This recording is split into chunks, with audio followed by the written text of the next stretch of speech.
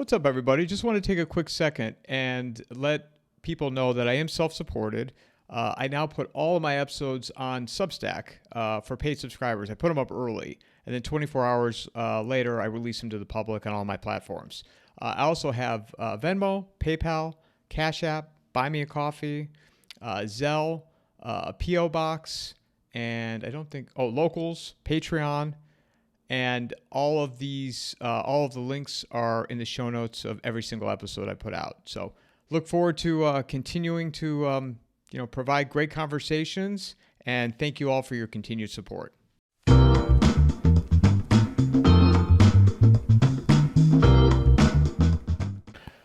Martin, it hasn't been that long since we spoke, but there's always a lot happening, but a lot has transpired in the short amount of time since we talked last. But we were just talking offline, and we were talking about. I mean, you were talking about your father. Well, here, go ahead, explain what we were just talking about offline.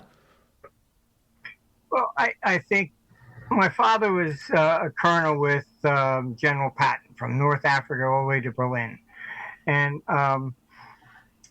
Patton basically said the Germans really weren't our real enemy, that the real enemy was in Moscow, communism.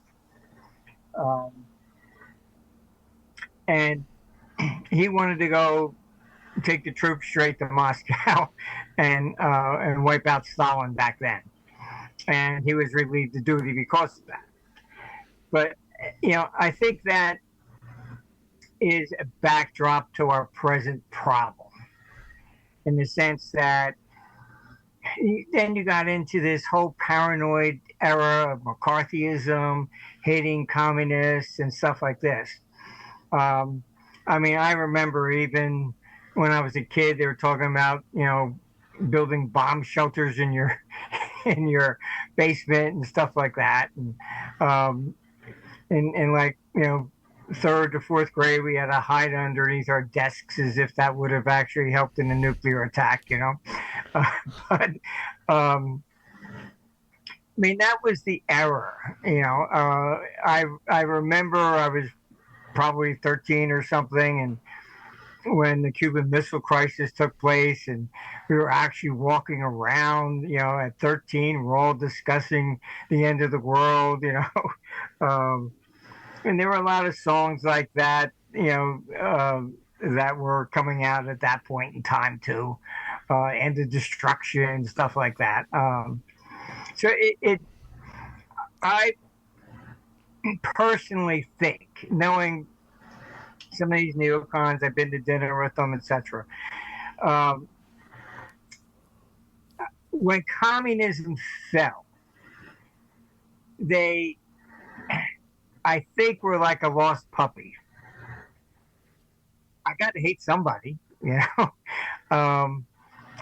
I think this is what people don't appreciate. I mean, I've been through the Balkans, etc. They're just certain hatreds between groups or whatever that you're not going to solve. Iran versus Israel. I mean, it's like my God against your God. These are not negotiable things.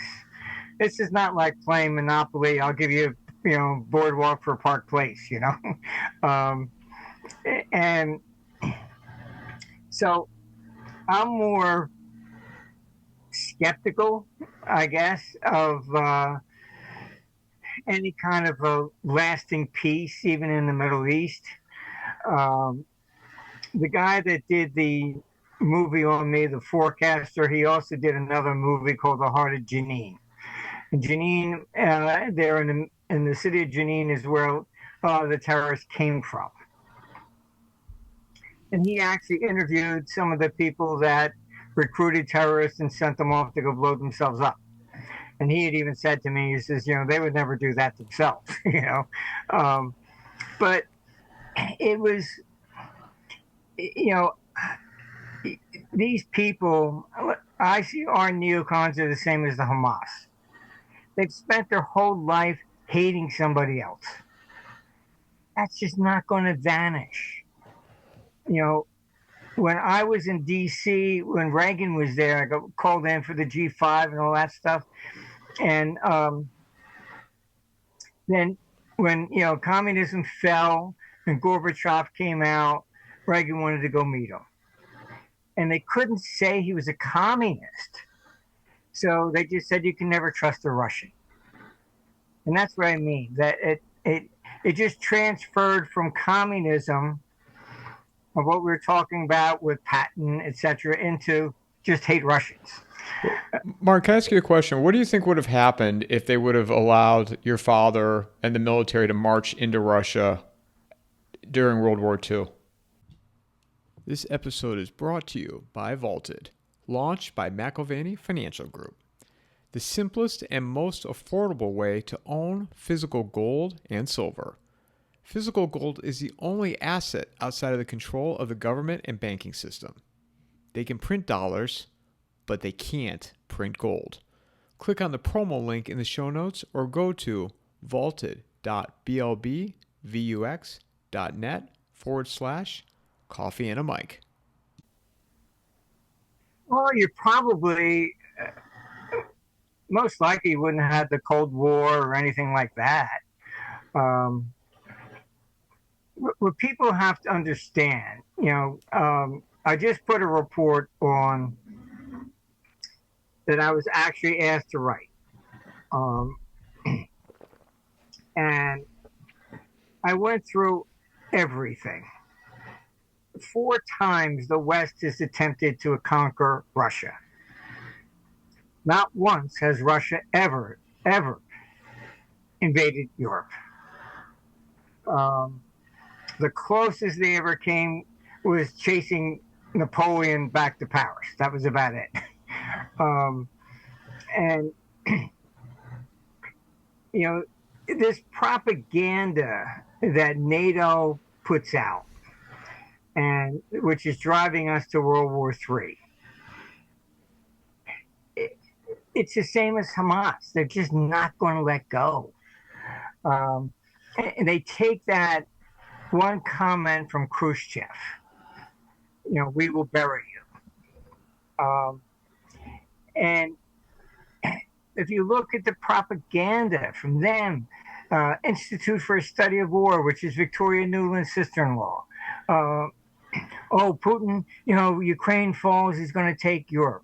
For what reason? Europe has absolutely nothing.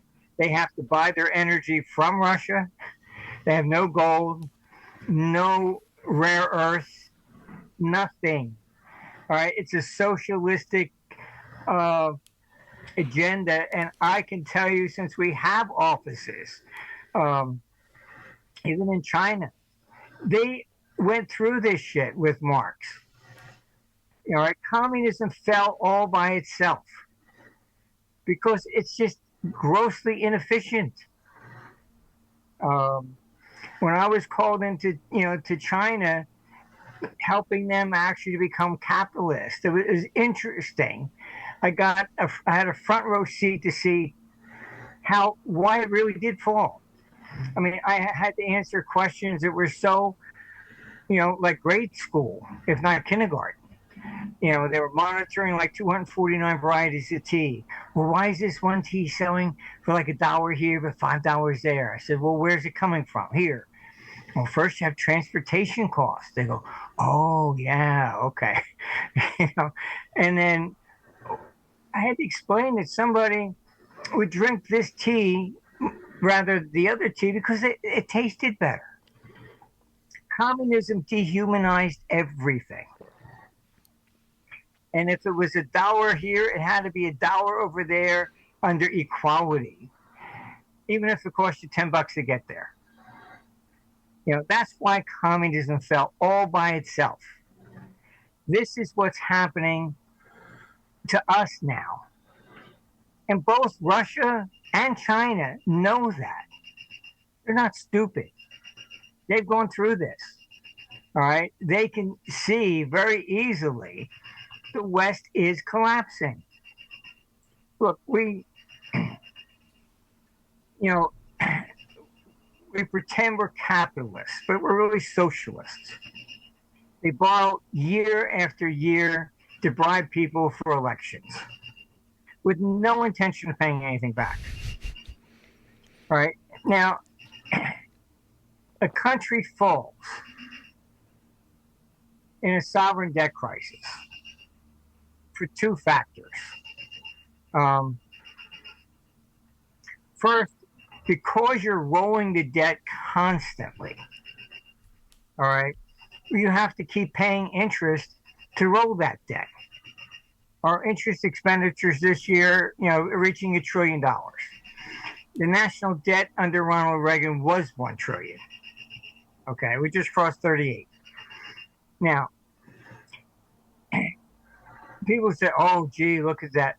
That's not even the issue. Look at the cumulative interest expenditures to keep rolling this.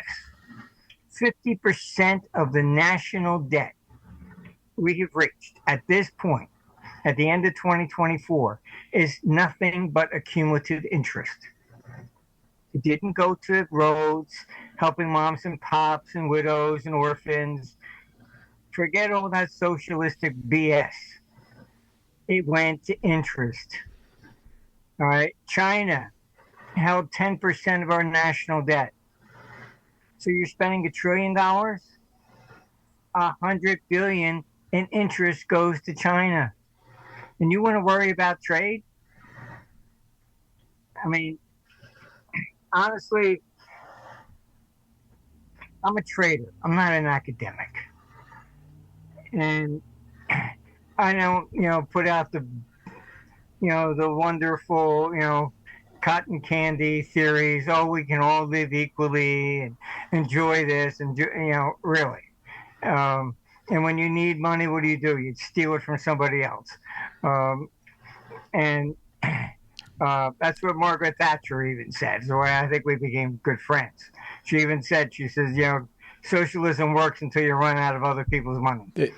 They were talking, I don't know if you saw in sports, the NBA scandal over the last couple of days with the gambling, and then there was inside information on certain athletes being available and not available, and it was being relayed and translating into bets. And I think it was Porter Stansbury put on X. He's like, if you're shocked about the NBA, take a step into Washington to see how much. Oh God! Like, if you're upset about poker games, illegal poker games, and then inside information on what athletes were available, you wouldn't even, your head would spin if you had any idea what goes on in DC. Look, when I was called in when they were forming the G5, I got to see how government really works. At first, I thought, wow, I guess I've made it. I'm one of 35 people. Then you get there, and it's like, oh, Mr. Armstrong, how we saved the world. Oh, your 15 minutes is up. Thank you very much. And then they stand up, and they say what they wanted to say to begin with. And then they pretend that they have summoned all these experts and actually listen to you. It's a dog and pony show. So I kind of became famous with that because I wrote a letter to Reagan. They were talking about, at the Plaza Accord in '85, we'll lower the value of the dollar by 40%.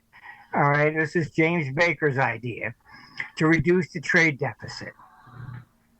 And this is what I mean about academics.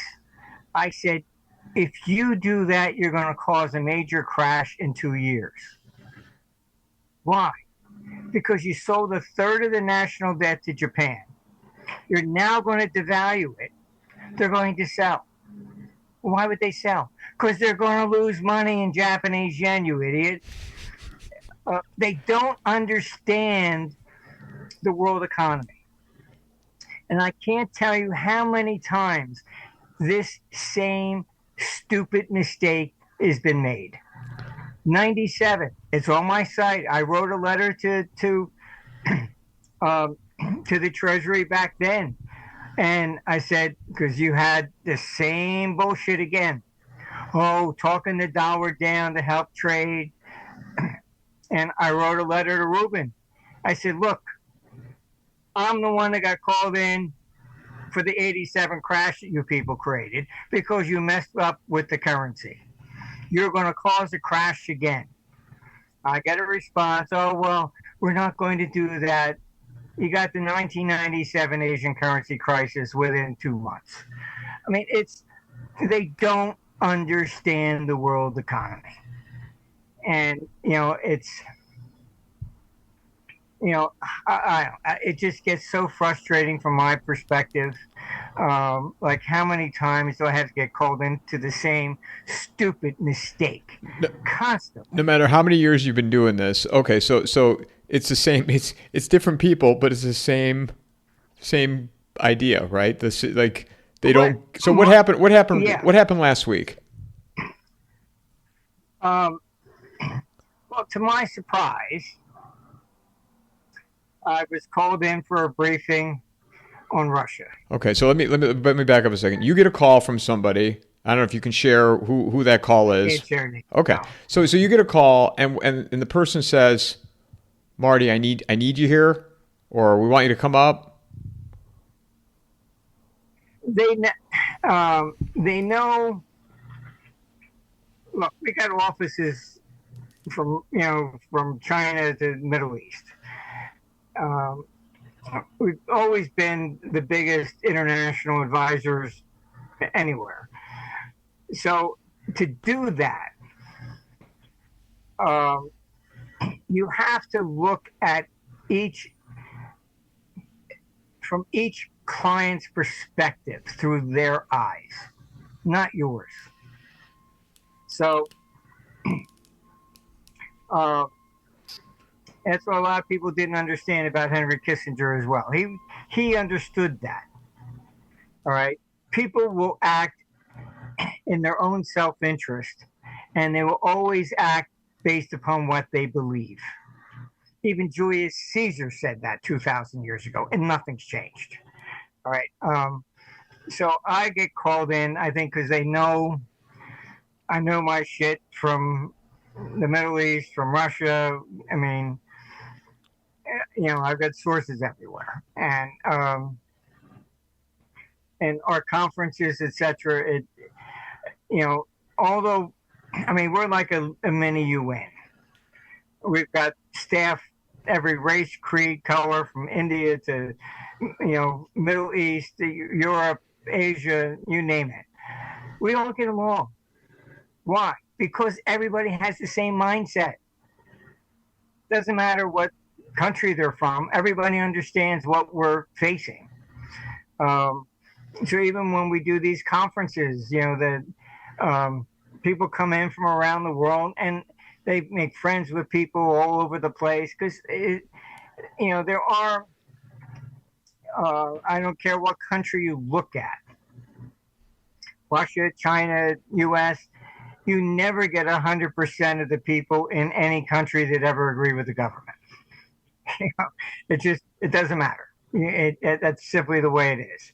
I talked to people in Ukraine, and they said if Zelensky was on fire, they wouldn't urinate on him until he was dead. So this is just the real problem. So when I was called in, I was surprised.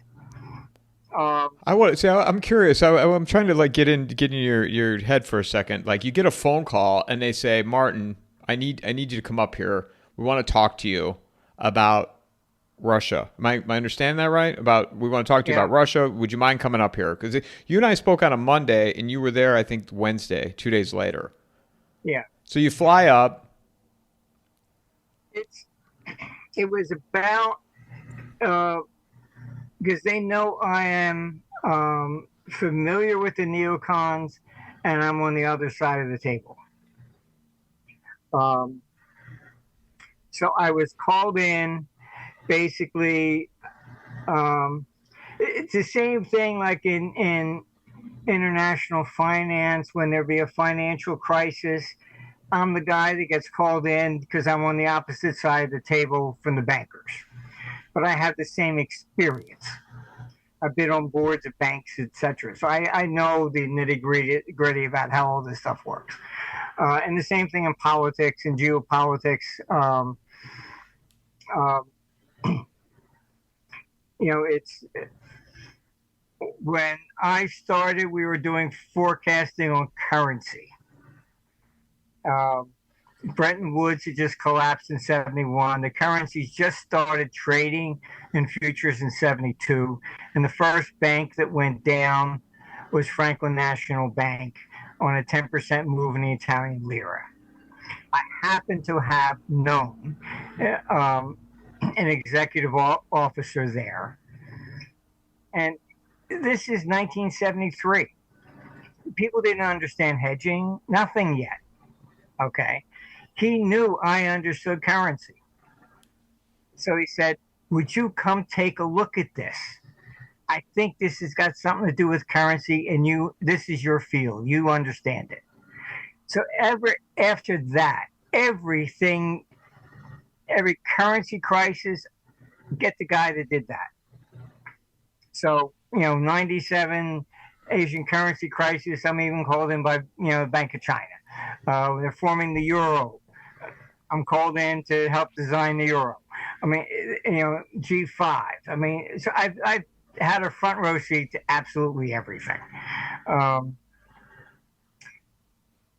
I was surprised to get a call on the geopolitical side. This time, you mean? This time. What were your expectations after the phone call and heading up there? I mean, did you think it was going to be different than other meetings that you've had there? Like maybe they'd be open to hearing your solutions? Well, obviously they knew what my solutions were. Otherwise, they wouldn't call to begin with. And I was told that, look, we agree with you. We understand what you're saying. And we would like an alternative to proposal, if you could lay it out, something you think that Putin would accept, and as an alternative to the neocons. So I said, fine, I will do it. All right. I put out a report that's almost 200 pages. You can download it for free off of our site. They know I have the back channels. And that's basically really, I think, what they called me in for, and saying, you have access to the back channels. What do you think he would accept? Meaning you have contacts in Russia that are, what does back channel mean? Yeah, it's unofficial, not governmental channels, but they are into governments or whatever. I mean, look, I even appear on RT, in Russia. So people would say, oh, gee, why you appear on Russian TV? I said, did you ever read, Sun Tzu? You're going to lose unless you understand the thinking process of your enemy. All right. I want to be on that because I want to hear what questions I even get. So it's a two-way street. And, basically, you can download this report. And I said, look, the real problem we have is Europe. And Europe and NATO they just want war, period. The Express newspaper in Britain just came out. You can Google it up, talking about get ready for conscriptions for World War III in Britain. And if you don't show up, you're going to be shamed. You're getting the same thing from France, from Germany. Europe is gearing up for war. Period. I had one source who attended the Vienna Peace Conference a few months ago. And as he walked out, he called me and goes, this has got nothing to do with peace anymore. Everybody has agreed to prepare for war, conscription, etc. So I guess that's largely why I was asked to do this, because, again, I'm the guy on the opposite side of the table. And if you're only going to talk to people on one side, then you're never going to understand the likelihood. So I probably also scared them because I do know my shit. And I said, look, after the Cuban Missile Crisis, and Khrushchev had to back down, it was a coup. Brezhnev came in, then we got the real hardline Cold War. When communism fell, I put out a book. It's on Amazon, The Plot to Seize Russia. I got a hold of all the declassified documents from the Clinton administration, and right in the front page, I put, because nobody would ever believe it, here is the declassified documents. Russia was invited to join NATO. And again, Russia has its neocons the same as we do. All right. They see that if Gorbachev did that, it would be a surrender to their arch enemies. So they staged a coup against him. And that's when, Yeltsin stood on the tank and all that, don't fire on the people, etc. And so I warned them. I said, the neocons are telling you everything that will create war. I just blasted them as Trump, putting in sanctions against Russia. I said, do you understand what would happen if Putin had capitulated? There's going to be a third coup. And that third coup, I hate to tell you, the neocons are going to win this time. Who would replace him, Martin, in your opinion, if Putin was gone? I think Medvedev probably would, mainly because he's the public face. But there are a lot of people that behind him that nobody's ever heard of or seen, who are the real hardliners. And you have to understand what the hell's going on here. All right, this is not about Ukraine. This is about the destruction of Russia, period. All right. Russia understands that. There was a meeting. I had people that were there, and I'm telling you, there was a meeting between the security minister of China and Kalis, who's the number 2 there in the EU. She's another ruthless neocon. And she was telling them that they should back off from Russia, force Russia out of Ukraine. The response was, we are not prepared to allow Russia to lose. The second part, why? He told her right to her face, because we know we would be next. They understand that this is a war with NATO, not Ukraine. All right. So what the hell do you really think they're going to accomplish? This is dragging us straight into World War III. And, I don't give a shit, what they do. I mean, at this point to Ukraine. You want to create world peace, you probably should be nuked.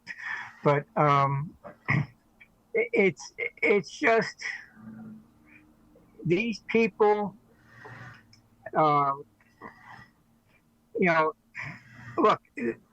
they have not changed their position on Russia. Before it was because they were communists. Now it's just that they're Russians. China, one question I got in the meeting, I said, China's not communist. I said, you don't understand Asian culture. All right. China probably has more billionaires than we do. All right. Communism means the government owns everything. Sorry. I said, they don't change the name because if they change the name of the party, they would have to admit that Mao was wrong, and they would have to take his picture down off the Forbidden City. All right. Even Putin basically showed no respect for Lenin. He said he wasn't a statesman. He was just a Bolshevik.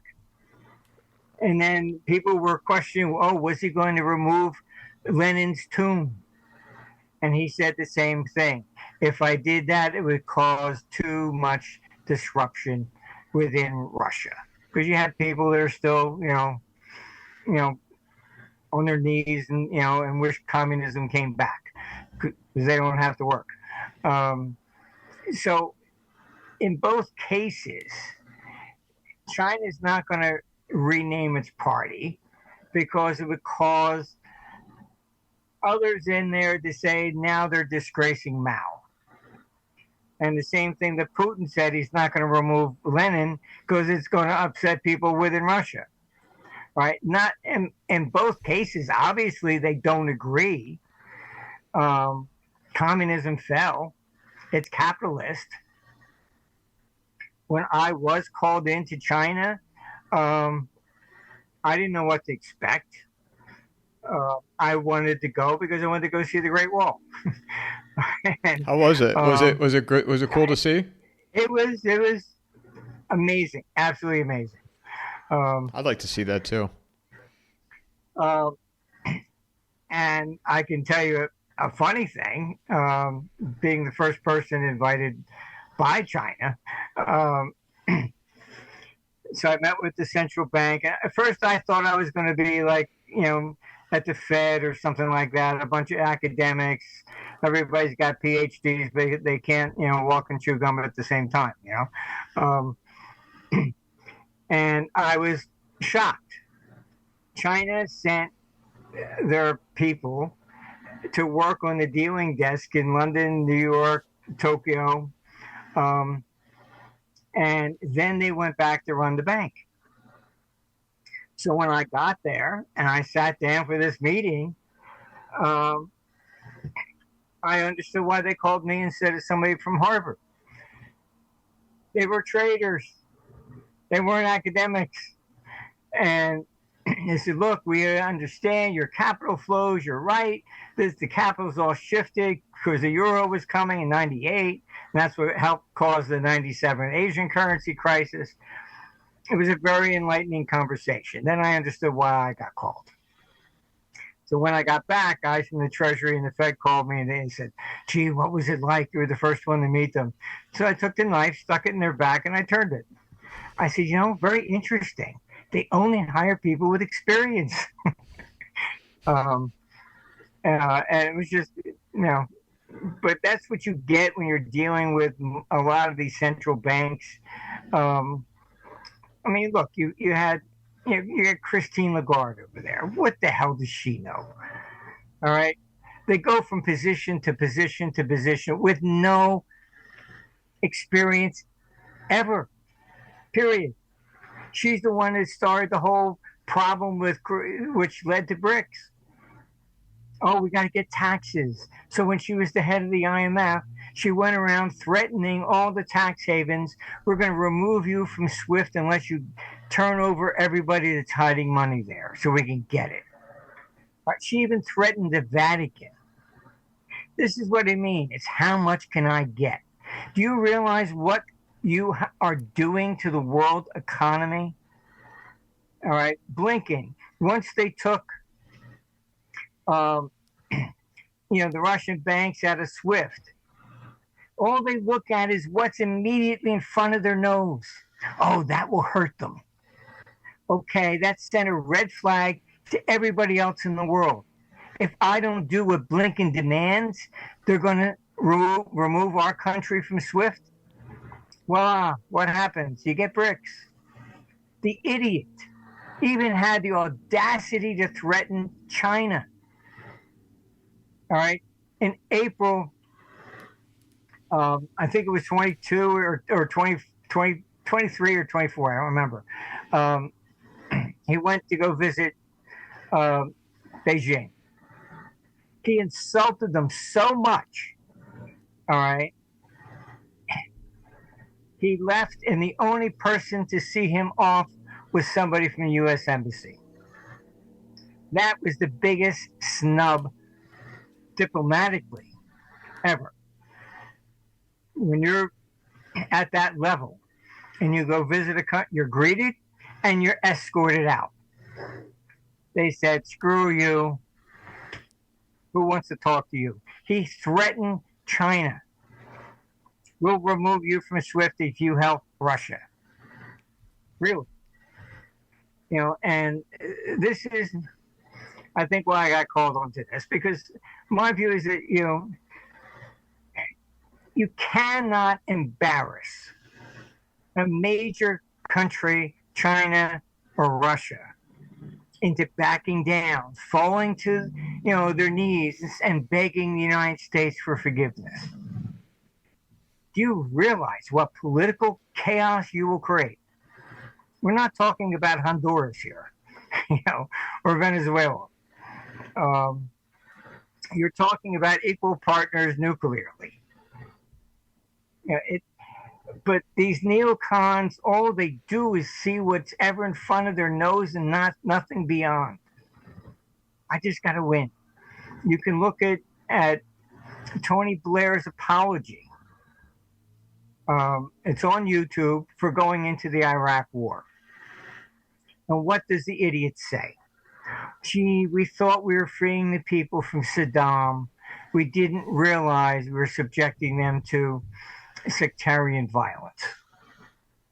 They don't know, bluntly, they don't know their ass from a hole in the ground.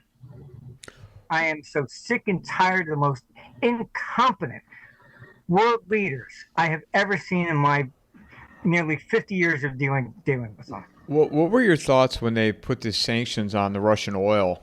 Didn't that happen over the last couple of days?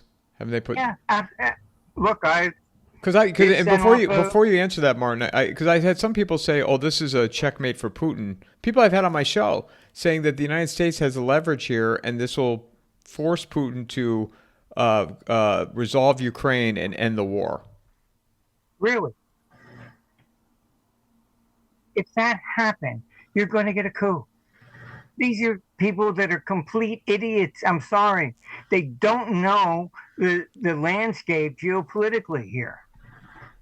We got neocons. I mean, if John McCain had been president and Lindsey Graham vice president, you'd probably be dead by now. They have their version too. You really think Putin can be forced to his knees and beg for his life? Not going to happen. Plus, they understand this is about the destruction of Russia. This is not about Ukraine. Ukraine is the diversion. You even have Boris Johnson. Google it.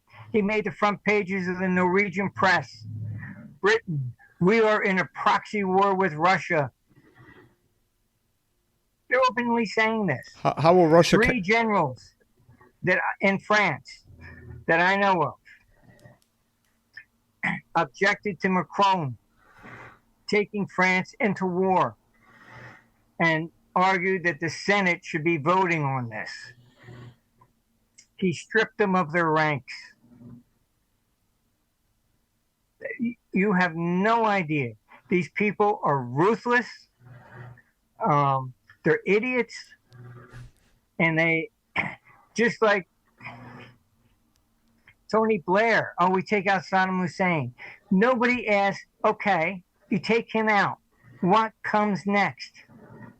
They don't ask that question. All right, I argued with Bill Kristol back in the 90s. If we take out Saddam Hussein, Assad out of Syria, and Gaddafi will bring peace to the Middle East. I said, have you ever been there? It's tribal. Okay? They don't see themselves as Iraqis or Syrian.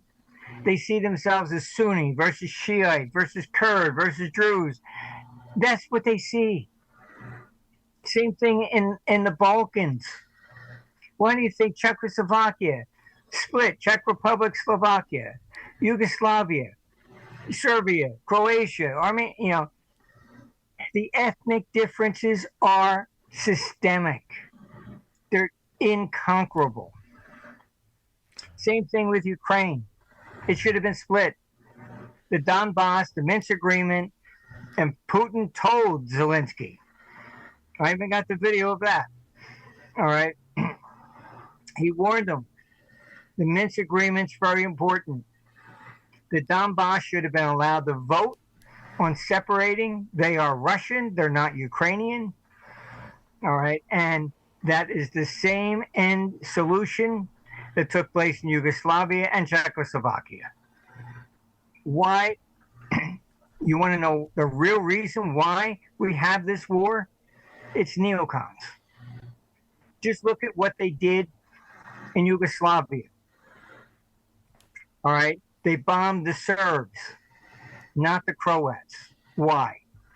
Because the Serbs were pro-Russia. All right. If they are pro-Russia, kill them. This is the NATO agenda. NATO had zero, absolutely zero authority to enter into Yugoslavia. It wasn't a NATO country. It was Madeleine Albright that sold the idea of going in there and killing Serbs. Why? She's another one. How we get into this? Madeleine Albright, Blinken, Victoria Nuland, Garland, who brought all the charges against Trump. Look at their backgrounds.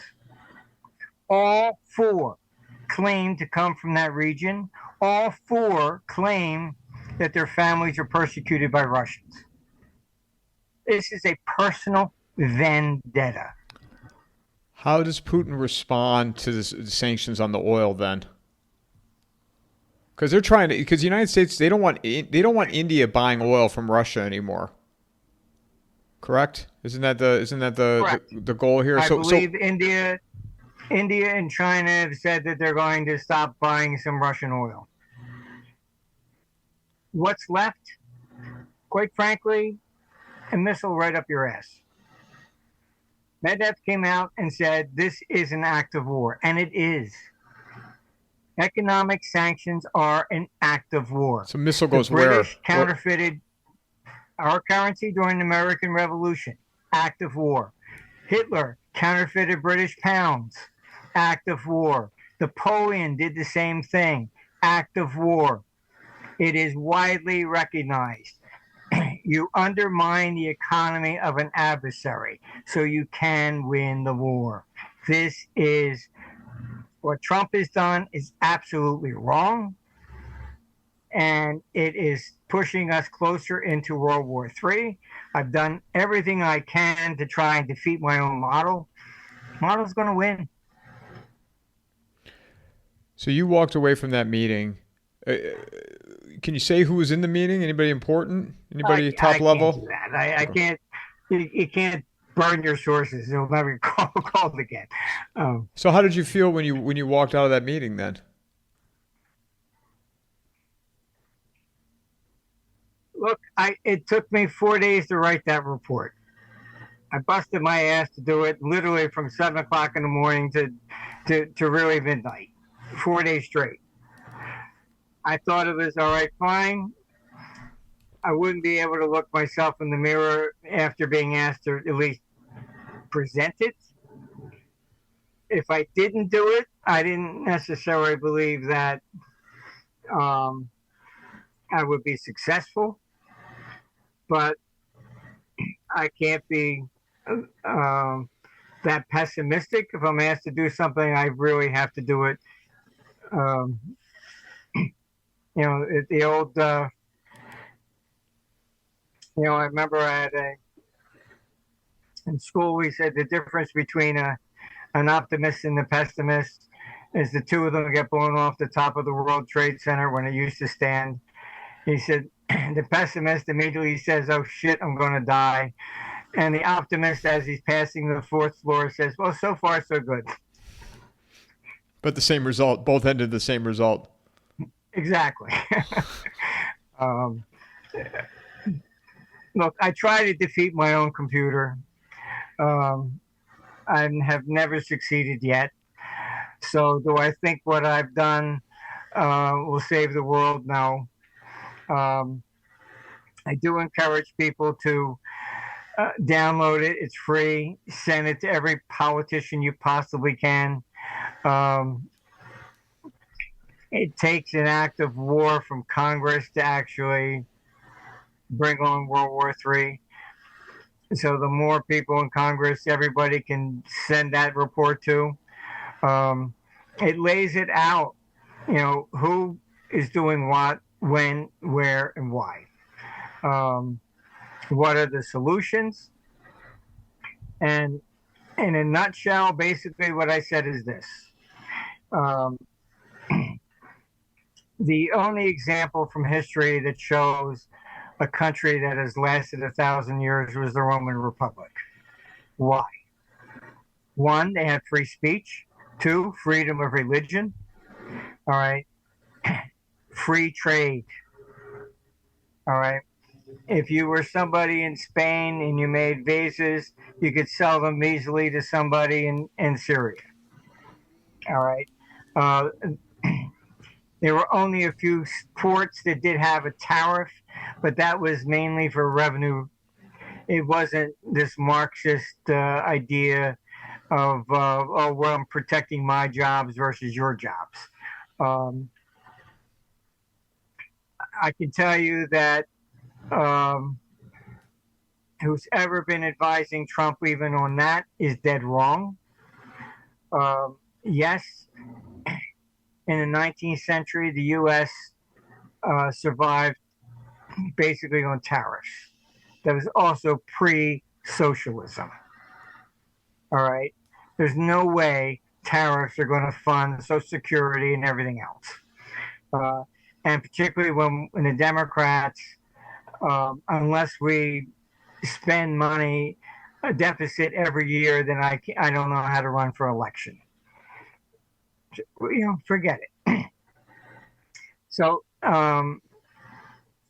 really, the only way, and when I put in this report, all right, Putin offered a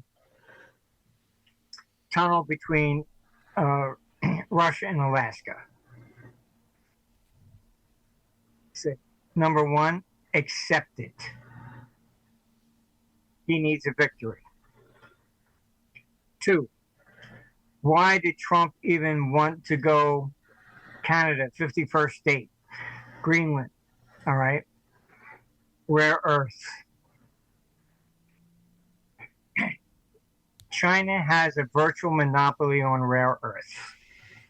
It's not that they are rare, it's just that they're rare and to find them in concentration. So it takes a lot. It's not like mining gold or silver or something. It's a lot more difficult. It takes 920 pounds of rare earths to produce one F-35 jet. This is a national security issue. All right. Russia has the rare earths. They need the capital, but they have the expertise in how to mine it, which we do not. Ukraine, I've got excellent sources there. All that bullshit about rare earths, they don't have them. Forget it. There's nothing really viable on a large-scale commercial basis to make that happen. Russia does. So what I was screaming at them is that we should enter a joint venture, allow American companies to go into Russia to mine that and coordinate. And that the U.S. and Russia would then, to give confidence, a guarantee that whatever assets they have will not be appropriated. All right. And I explained. I don't know, maybe I'm just old school, geopolitics. Nixon and Kissinger divided Russia and China. Our neocons have pushed them together. That should be reversed. Doing a joint venture with Russia would basically, they need, they're also dependent on rare earths from China. So if we enter that market with them, you're now dividing them again. Secondly, it would put NATO and Europe on notice. Don't mess with Russia. We are in there as a partner.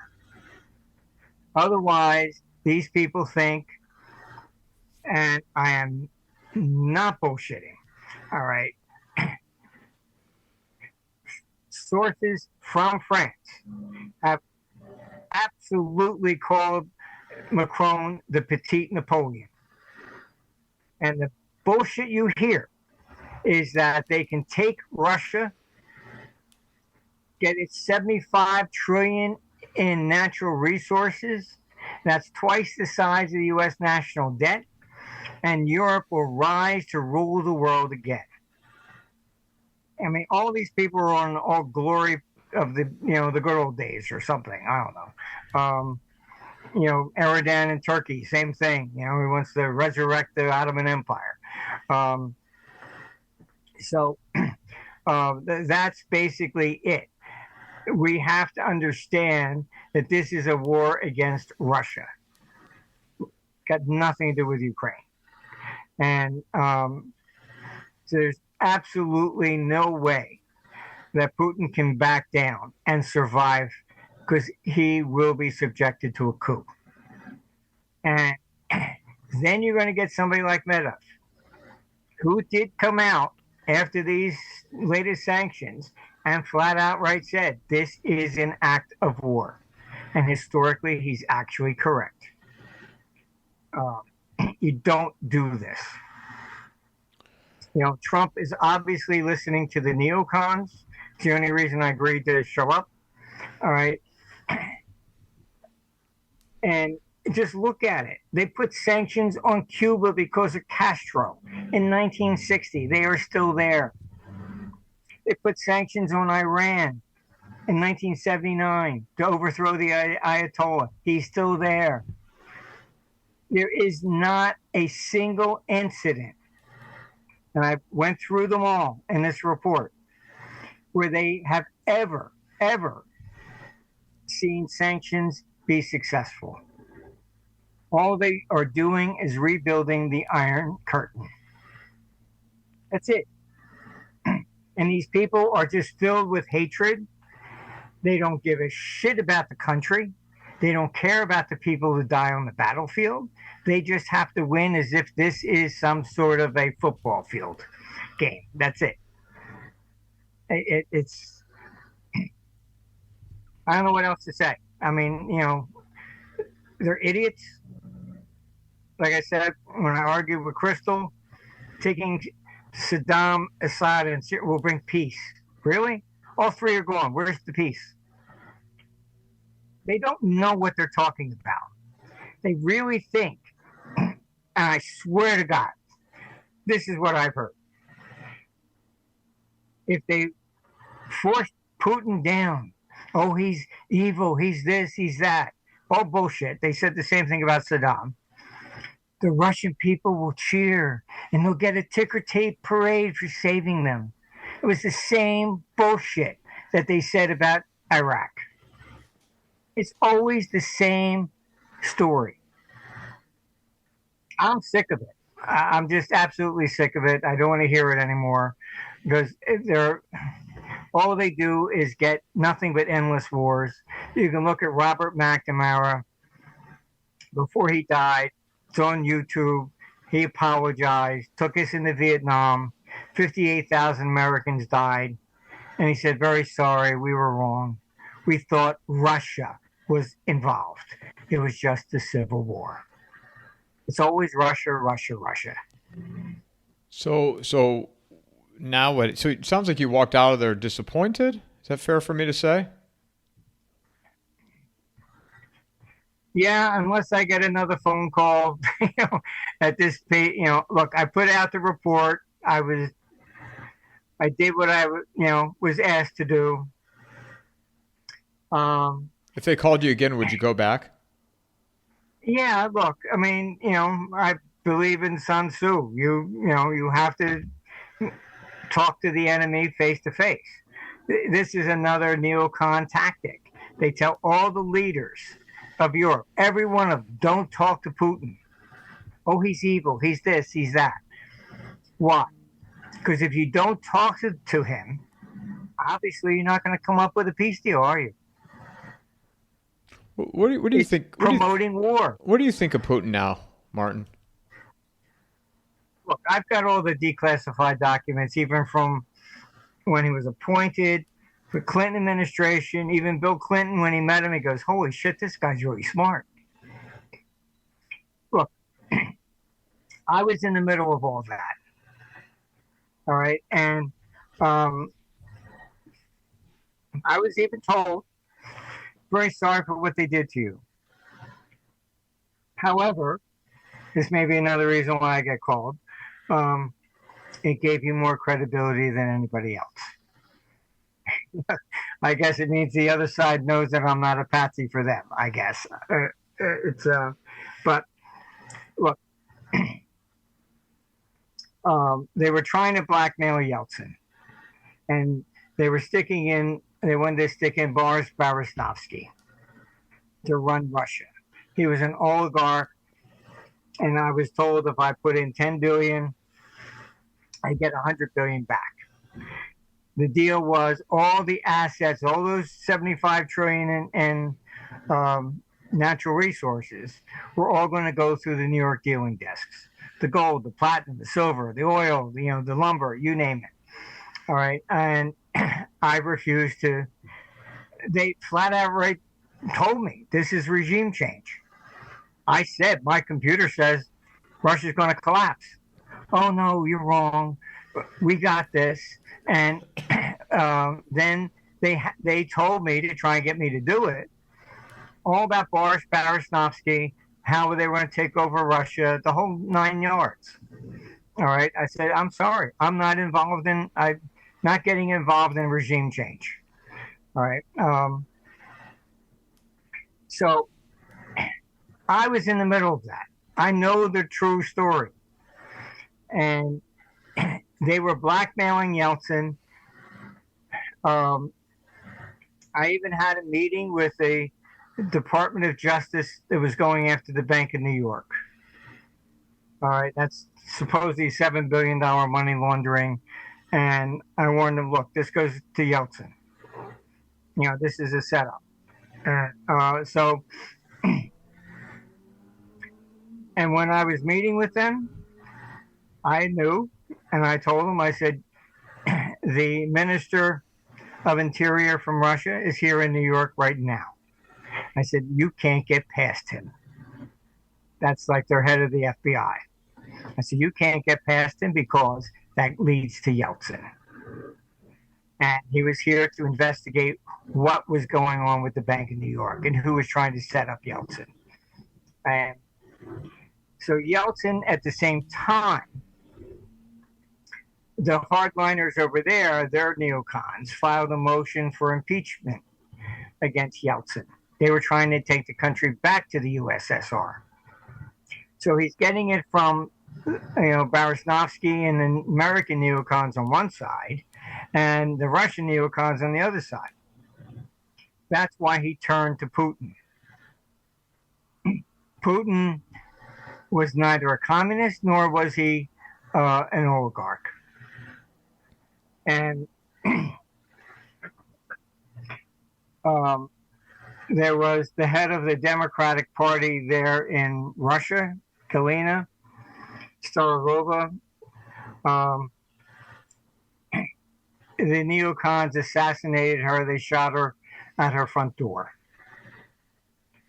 And so the story that was being propagated that she was a puppet of a Russian financier, of an American financier, and that was supposed to be me. And I said, how the hell did I end up in the middle of this one? It turned out, which I didn't know, but her son was working in our London office. And Galena had called Maggie Thatcher to ask if our firm was respectable for her son, and she said absolutely. I didn't know that the guy that ran our office over there, Harry Groner, he had hired him. I didn't know. I didn't never spoke to Galena. I wasn't advising her. But it turned into this big thing that she's a puppet of an American financier. It's all supposed to be me. And I said, how the hell did I get in this? And Harry then says, that's his mother, and he's going to go back to Russia for a couple of weeks for the funeral. I said, oh, shit, that's the connection. But that's what I mean. These people, they take little things like that and string them all together, you know? So, look, I think it's what Trump has done is wrong. This report is the only possible way to stop World War III. If you think you can destroy the Russian economy and force him to his knees, honestly, if I'm on his side, I know you're coming in to destroy Russia. I'm pushing the button. You got a gun, somebody's coming into your house, and they want to kill you. What are you going to say? Oh, go ahead. Or are you going to shoot back? This is, this is the reality of geopolitics. And they spin all these stories of bullshit all the time, and it's a pack of lies. They know it. So in your eyes, then, as we sit here today, end of October, this thing's going to escalate. Yes. How Europe will escalate it, and how? Europe is desperate to create a false flag. The drones over Poland, 2 countries told me there were no drones that ever were launched from Russia. That was a false flag. Immediately, we have to create a no-fly zone. They're trying to desperately to create war. You got Lithuania now claiming that, their jets violated our airspace. Did they do anything? No. Now they want to build concrete walls between them and Russia. This is not, look, there's nobody interested in peace. Zero. All right. You think what? What are you going to do here?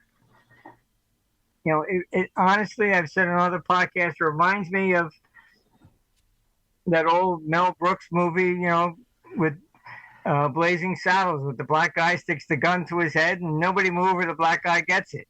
That's what Europe is doing. We're not going to buy your energy, but watch our economy collapse. It's pathetic. The German economy has shrunk. Only 2 countries have shrunk, and that's Japan and Germany. How soon do you see this thing accelerating or escalating? I would say you're going to start seeing it escalating from November on. Probably the worst period is going to be in the first quarter of 26. So we're right there. We're right there, Martin. Oh, yeah. No, this is what Trump has just done has clearly made our model going to be correct. So the oil, with what you're saying, what Trump did with the sanctions on the oil. It's so funny. People, I've read people. There's like, yeah, this is a good move. This will bring Putin to surrender, to end this war. Surrender. Oh, okay. I fall to my knees. As if they have no neocons. They got their Lindsey Grahams too. These are people that obviously have no understanding of geopolitics. All they're reading is headlines. They don't know what's going on over there as well. I'm sorry. It's sometimes I know more than I want to know. Let me ask you one other thing. Venezuela. I don't know how much you've spent paying attention to that, but what's going on? What's the point of this? Blowing up boats? Trump is even saying he doesn't need a declaration of war to blow up just drug boats, which is probably correct. All right, but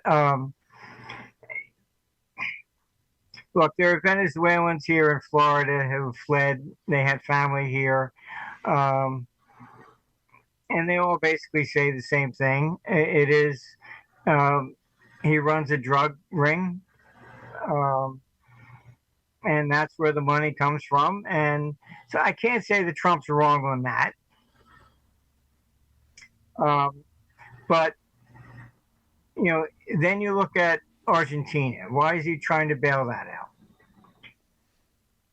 South America has been crippled by Marxism.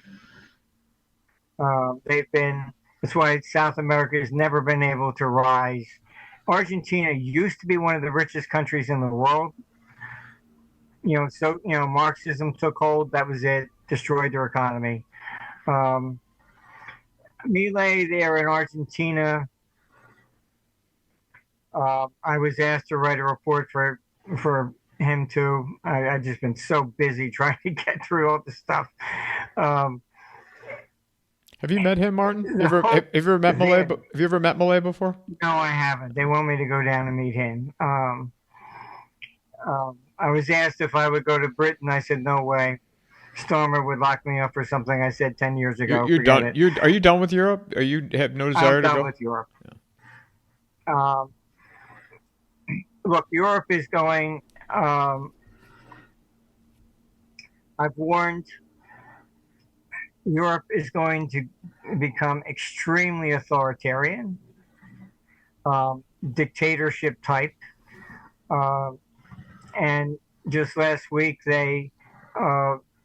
if you're going into the EU or leaving, look it up. You must now report all your bank accounts. This is becoming extremely draconian. That's why you saw a lot of the institutions moving the gold out of London and Switzerland. I told them you better get the hell out of there, because once that first bullet goes, you're not getting anything out. Look at World War I. They shut down all the stock markets. You couldn't sell anything. Do not invest in Europe, period. Would you even go on a vacation? So you wouldn't even go there for any... I wouldn't even go on vacation anymore, no. I'm done. And I knew it. I was there in May last year, and I even said to a lot of people, I'm very sorry. I think this is the last time I will see London. It's just done. And they know they're collapsing. You had UK and France finance ministers publicly admit that they may need an IMF bailout. And as I've said before, when I was called in, I warned them you have to create a national debt. They wouldn't do it. Herman Kohl wouldn't allow that to happen. So all your banking system has to have a cornucopia of the debts of everybody. So it's the same thing that's going to happen in like 2010. France gets into trouble. The traders are going to look to see which banks have the most French debt, and they're going to short them. All right, you're looking at the banking system collapsing, the pension fund system collapsing. This is why they need war. They will not reform. They refuse to reform. Even when they took interest rates negative in 2014, I warned them. You cannot punish people for a lack of confidence. If they don't believe in the future, they're not going to invest, period. And they're not going to borrow. All right. So they kept interest rates negative, trying to punish people. In 2014, they finally went back to zero only in 2022. 8 years of negative interest rates. I warned them, you're strip mining. your pension funds and the banks, because by law they have to buy these negative interest rate bonds as security. It's look, whatever economic decisions Europe has made, it is absolutely the worst possible. Now you have Ursula. I mean, look her up. She's never stood for an election, even for class clown. All right. She's just installed. I was there. I kept Britain out of the euro. And they staged a coup against Maggie because she wouldn't go in. Maggie knew. We got along very well because she was very smart. All right. And she knew it was a backdoor to federalize Europe. And it's not going to happen. But look, this is like I said, if I was a fund manager, I can pick up the phone and say, buy me $10 billion worth of U.S. treasuries. Europe, I still got to make the same decision as if the currencies are still present. Do I want Germany? Do I want France? Do I want Italy? There's no national debt. So France has trouble, like Greece did in 2010. You're going to set off a contagion. This is why they're going for CBDCs. They're going to cancel the currency, maybe even by January. All right. People thought I was, crazy maybe 3 years ago. Now I get calls like, you're right, EU is going to fall. Question is when? All right. I mean, can you imagine trying to leave and you have to report every account that you have? Think there'll be blood in the streets there when that starts? Look, this is part of the problem. I was basically in Berlin in the last 3 years. First time I went, saw migrants all over the place. Then I went back another time. I didn't see any. I said, gee, where'd they all go? I swear to God, this is what I was told. The government gave them a 2-week vacation, fully paid, to go back to the very countries they claim to be seeking asylum from. Really? What idiot does this? All right. I mean, it's just, you put people in prison for 22 months because they say they're tired of their money going to migrants that rape our kids. 22 months in prison for saying that. Another one in Switzerland was just, in court because he put a text out saying that, if you take an LGBTQ and you dig them up after 200 years, what will the skeleton say? What is their sex then? Sending them off to prison for that. I mean, look, they're using the law for abuse. You can look up John Stuart Mills. He wrote On Liberty, 1859. And my favorite passage from that: we have yet to free ourselves from the stain of illegal persecution. They did that to Trump. They tried it with me. Marine Le Pen in France, Bolsonaro, Pakistan. They're doing it in Romania. You use the law, you twist it around, and to create legal persecution. That's basically what it's about. It's got nothing to do with, there's a book also on Amazon. I think it's Everybody Commits 3 Felonies a Day. We are all criminals. It's just a question if they want to prosecute you. You have no idea how many laws you have violated already. Probably just in the last hour. Well, that's what the tax system was created for, right? Nobody understands it. Yeah. Nobody knows what they're signing for, but yet if they want to come after you, they can. I mean, I was talking to somebody and they're like, well, because I said, I'm like, why do people even pay their taxes? They're like, well, they'll create AI that way they can, they can catch you for your mistakes. I'm like, the AI doesn't understand the system. Nobody understands the system. The IRS doesn't understand the system. Look, um, it's a absolute disaster. Um, People have to understand. When I first went back in business in the 70s, the accountant says, "Oh, you got to make a mistake when your taxes." I said, "What?" "Oh, you don't understand. If you don't make a mistake, you get audited, and they will never leave until they find something." And I used to manage money in the States. I quit, back in '85. Why? We got audited. They came in and said, "All right, we're going to write you up for improper record keeping." I said, "What's wrong?" They said, "Oh, your tabs are pink. They're supposed to be red." You want to see somebody explode? I said, "What is your name?" I am going to sue you, and I don't give a shit what it costs, and you're never going to have work for the government again. They backed off. Then I sent letters to everybody. I said, "That's it. I'm sorry. I'm retiring. I'm not going to do this anymore." Had a brokerage house in New York. Same thing. They come in to audit. Going to write us up for the improper display of the SIPC sign, because the UPS guy came and took the little plaque and moved it behind the FICA tree. I said, "What?" And they said, "Well, they might not know that you had insurance." I said, "You can't be in the business without SIPC insurance." Um, they have to find something wrong.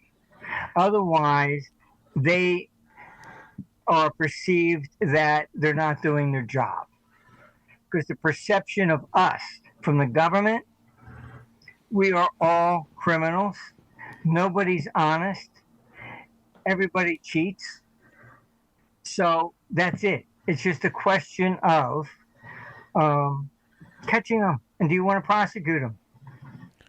Look, there was Coxley's Army. Look it up. That's what started the whole socialistic thing that, basically that was the basis for the movie of The Wizard of Oz.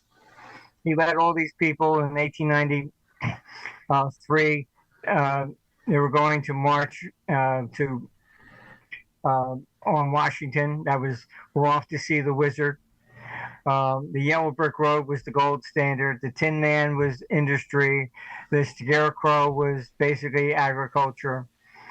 And freedom of speech, freedom to protest, freedom to assembly, all of these constitutional rights you have. What did they do? They arrested him for walking on the grass at the Capitol building. That's what I mean. They got a law for everything. And you can say, "Oh, well, no, you walked on the grass. We're not putting you in because you're protesting." That's separate. Last question. If your model proves to be correct and escalation starts, first quarter of 26, what will life be like in America while this is going on?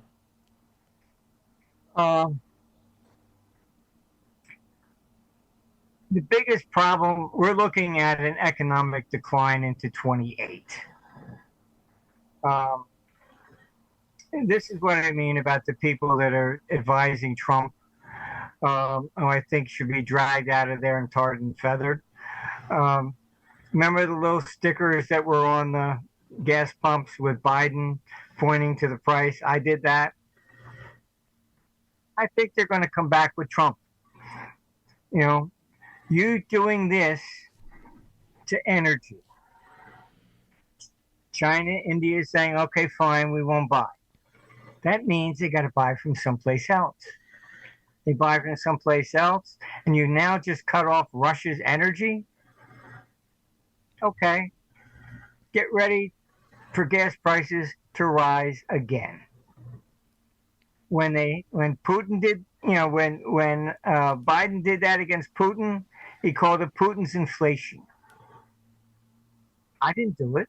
He did it. All right.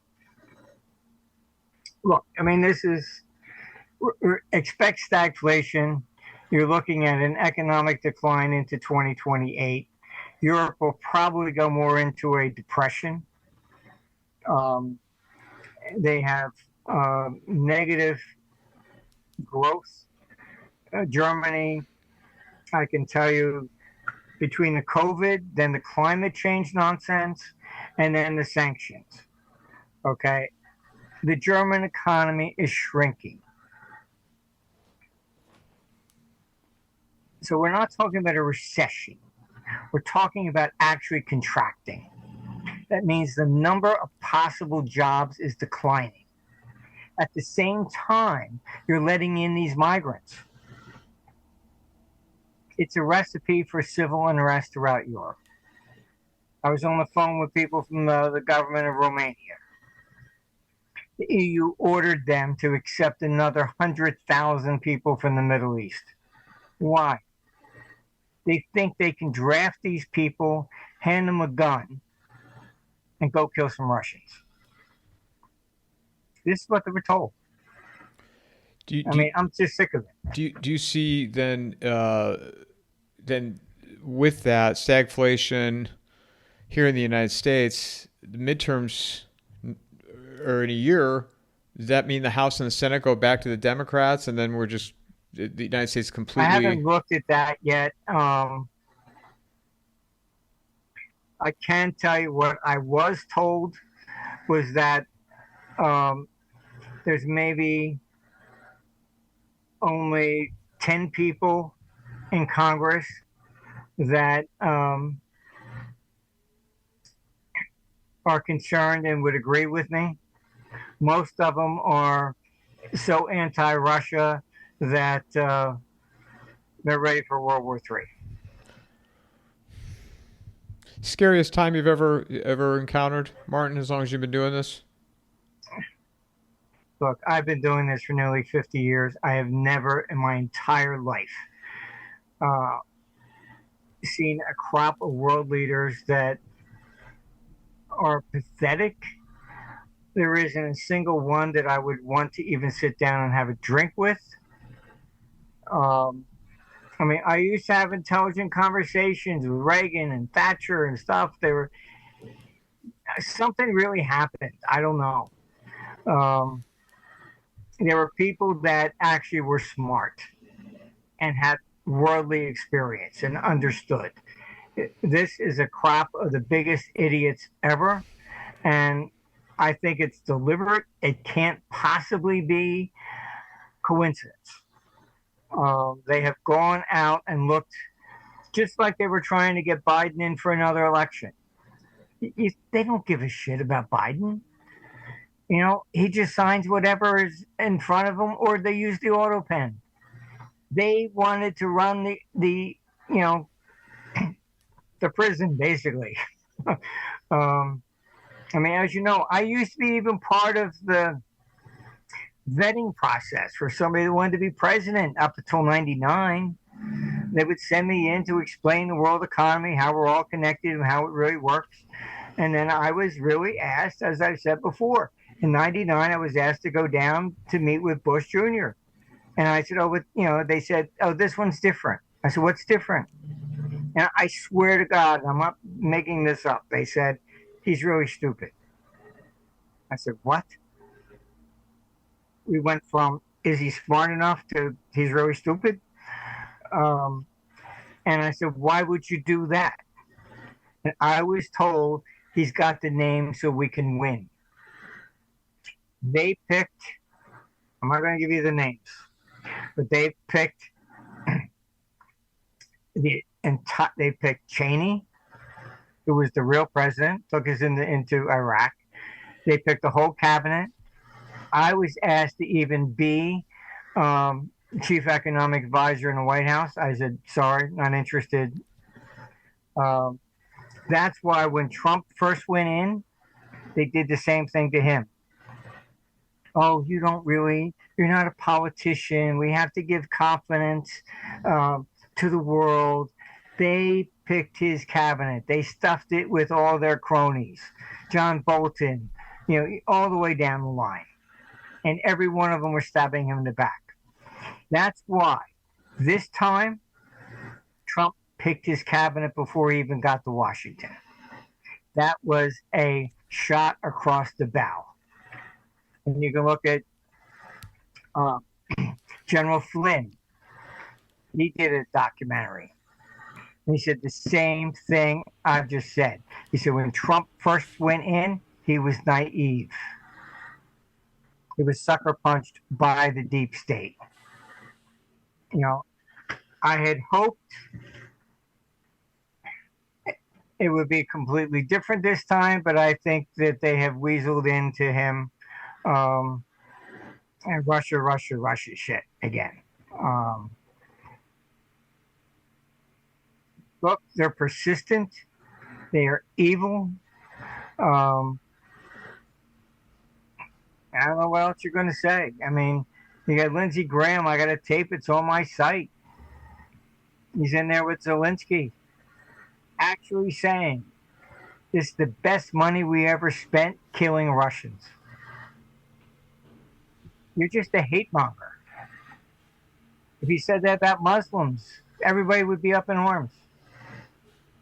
Or, you know, Jews or Christians or whatever. Russians, that's okay. Just kill them all. Where can people find you, Martin? ArmstrongEconomics.com. That report is completely free. It's about 200 pages. Download it. Send it to everybody you possibly can. It's the only possible way we get some people to look maybe at what the real story is.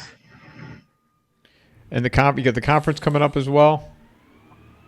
Yeah, November 21st to 23rd in Orlando. This is our 40th.